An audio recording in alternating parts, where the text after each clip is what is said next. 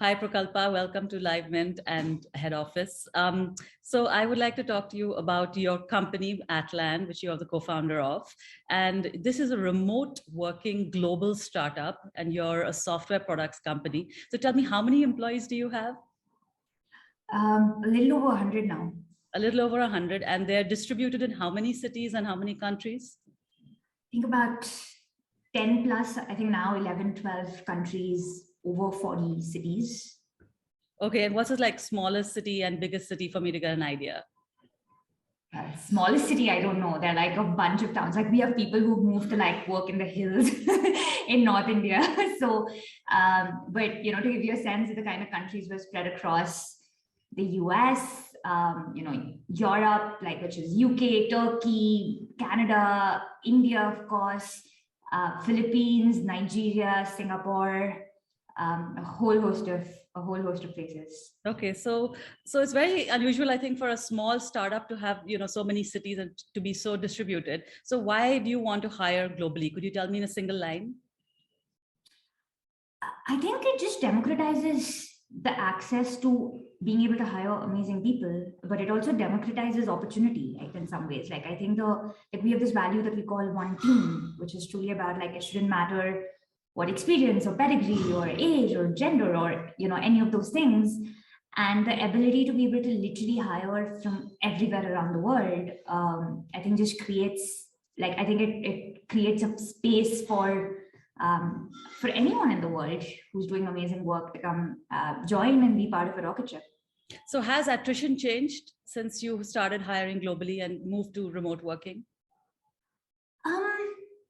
I don't think so. I don't think compared to, I think it's different. I think the reality is that there's some kinds of people who will always prefer in person, and that's okay. But as long as you're hiring for people who know that it's a remote, like that it is a remote distributed culture, I think it's fine.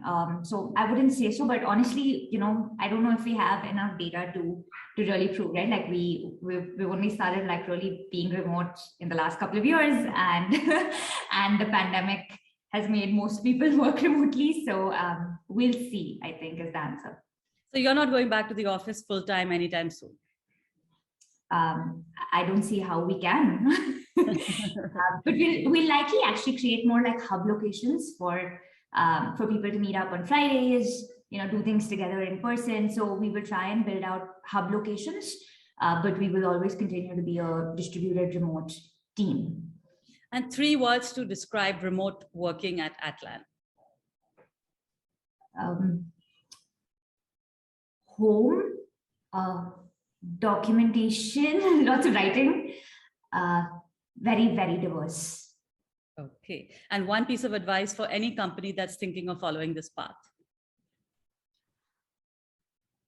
I think as a leader and as your leadership team, I think you have to decide to commit to it, because it does mean that the culture of a remote organization will be different from an in-office organization. You have to commit to things like a documentation first culture. That means you as a leader need to be like doing those things, because it is hard. Like in an async culture, like we have people for whom it's 6 a.m. in the morning in the West Coast, and it's 10 p.m. in Philippines, right? And so it's very hard to actually get everybody into the same room at the same time. So I think there are lots of challenges that come with remote. There are lots of advantages that come with remote. I think the first thing is, as a leader, you have to commit to it, and you have to be committed to building a inclusive culture for everyone in the org. And I think from there, it'll work out. Great. Thank you so much. Thank you for being with us, and all the best.